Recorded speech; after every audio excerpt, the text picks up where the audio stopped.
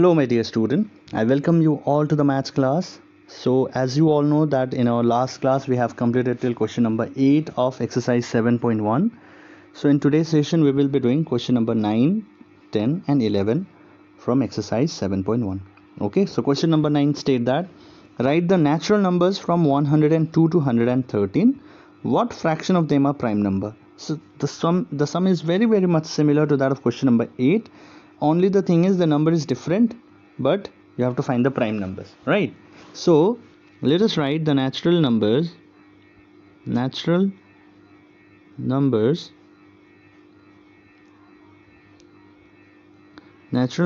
from 102 to 113.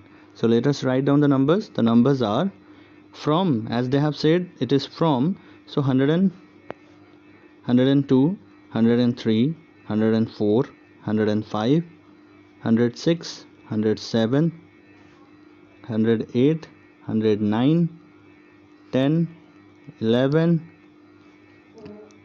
111, 112, 113. So these are the natural numbers which are from 102 to 113. Now you have to write what fraction of them are prime numbers. Okay, so 102 is not the prime number as because it is composite. 103, let us see. 3 3s are 9, 1 3. So no, even 3, yes, 103 is the prime number. So 103 is one first prime number in this natural number. Then 104 can be divided by 2, 105 can be divided by 5, 106 can be divided by 2, but 107 cannot be divided by any other number, so it is a prime number. 108 can be divided by 2, so it is not. 109, yes, it is the prime number. So next 111 is not the prime number. Okay, most of you'll get confused, so let's check by using the divisibility rule of by 3 for 113. So it can be divided by 3. Just check it out. Yes, so that is why 111 is not the prime number. It can be divisible by 3. So 113 will be the prime number. So what is the total natural number we have found? We have got total natural number we have selected from here is total natural number is equal to 1 2 3 4 5 6 7 8 9 10 11 12. So there are total natural numbers present, right? So let me remove this first. Okay, 12.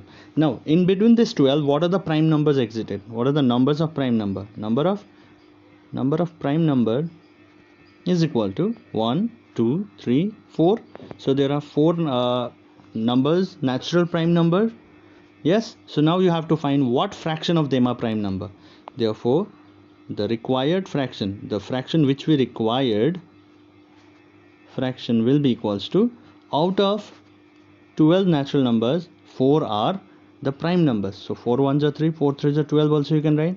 It can be written as 1 by 3. So the value here will be, the required fraction will be 1 by 3 or simply 4 by 12. Okay, so this is how we do. In our last class also, in question number 8, we have used the same idea topic, right? So now let's start. Let's proceed now to the next question number, that is 10.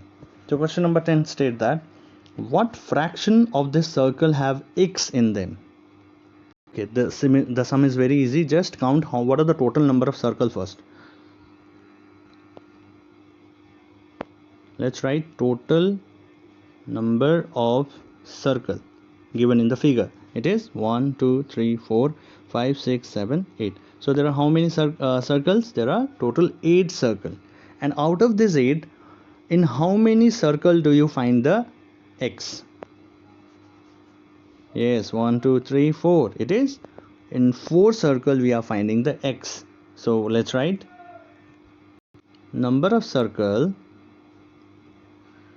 having x in them.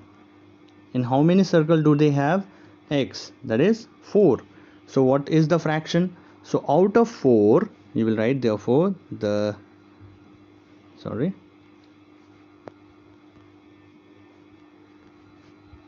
required fraction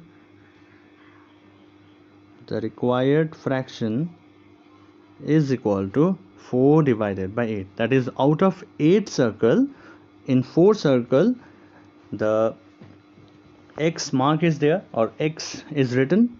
So 4 ones are 4, 4 twos are 8. So you can write out of this among half of the circle is covered with the x mark. Okay, so this is very simple thing. Proceeding forward to the next sum, that is question number 11. Christine received a CD player for her birthday. Now what she did, she bought 3 CDs and received 5 other as gift. What fraction of her total CDs did she buy, and what fraction did she receive as gift? That you have to find. Okay, so now total number of CDs she bought from market. From market, how many number of CDs she bought? 3. And as a gift, how many CDs did she got?